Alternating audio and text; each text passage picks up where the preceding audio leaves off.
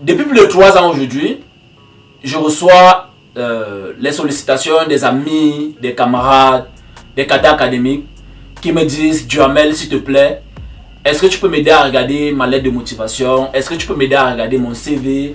Est-ce que tu peux m'aider à postuler une offre d'emploi? Et chaque fois que je reçois une sollicitation pareille, je me dédie à ce travail avec amour et patience dans l'optique d'aider une connaissance. Chaque fois, je me rends compte combien nous avons des gars diplômés qui ne connaissent pratiquement rien dans le processus de la recherche du travail. Et je me pose souvent la question, comment les gars qui ont un bac plus 5, un bac plus 7, ne connaissent pratiquement rien dans la recherche du travail? Ceux qui n'ont pas fréquenté, du moins ceux qui n'ont pas eu le bac, comment ils font alors? Et ils s'en sortent même. Je suis donc tombé sur la statistique de l'enquête nationale sur l'emploi et le secteur informel du Cameroun menée en 2021. Cette enquête qui dit ceci: le taux de chômage au Cameroun est croissant. Il est passé de 2010 à 3,7%, à 2021 à 8,6%. Et ce taux de chômage relativement bas cache le sous-emploi qui mine la société. Et ce sous-emploi au Cameroun, il est de 64,6%. Encore pire encore, le rapport nous dit que les jeunes les plus diplômés sont plus au chômage par rapport à ceux qui sont moins diplômés. Le rapport dit ceci: le taux de chômage est de 17,7% chez les jeunes les plus diplômés contre 1,6% chez les jeunes moins diplômés. On se pose la question, mais pourquoi ceux qui sont plus diplômés sont plus au chômage? Du coup, la question du chômage en Afrique et au Cameroun n'est probablement pas la question du manque du travail. Cette question a plusieurs déterminants. On peut citer par exemple le manque de compétences des jeunes. On peut citer par exemple le manque d'informations sur le marché d'emploi. On peut citer par exemple l'inadéquation entre l'information et le besoin réel en entreprise. On peut citer par exemple le manque d'accompagnement des jeunes. Tous ces déterminants font de telle sorte que quand un jeune sort de l'école, il est parfois abandonné à lui-même, car les aînés académiques qui ont bravé le chemin parfois n'ont généralement pas assez de temps pour accorder 1 heure, 2 heures de temps. Et moi j'ai rencontré ce problème parce que mensuellement je pouvais avoir peut-être 30, 40 ou 50 sollicitations. Il y a même eu un mois, j'ai eu 100 sollicitations. C'était impossible pour moi car j'étais employé, je devais travailler quelque part.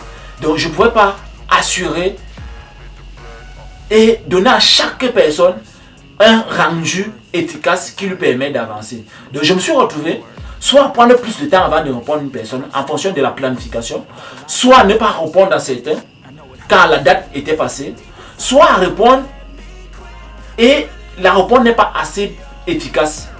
Ma réponse n'est pas assez efficace. Donc, pour résoudre ce problème et apporter une main-d'œuvre qualifiée et disponible à ce problème, l'équipe de l'Alliance camerounaise pour le renforcement du système de santé, une association des droits camerounaises, a mis sur pied un programme dénommé APEN. Le programme APEN est une agence pour la promotion de l'emploi. Cette agence a pour mission de permettre à chaque jeune de vivre une meilleure vie professionnelle et d'exprimer le meilleur potentiel possible dans un environnement compétitif. Pour ce faire, nous allons premièrement sensibiliser autant que possible tous les jeunes, diplômés ou pas, sur le marché d'emploi, sur les réalités du travail, sur comment chercher le travail. Ensuite, nous avons mis sur pied un programme de formation qui va répondre et qui va combler les déficits entre le monde universitaire et les besoins en entreprise. Donc nous avons collecté les besoins en entreprise et les déficits en compétences identifiés et nous avons mis sur pied un programme de formation pour combler ces déficits-là au niveau des jeunes.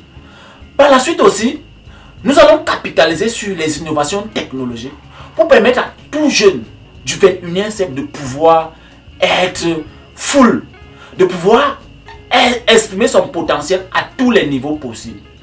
Par la suite aussi, nous allons mettre sur pied un système de capitalisation des acquis. Nous savons qu'il y a beaucoup de jeunes qui sont dans le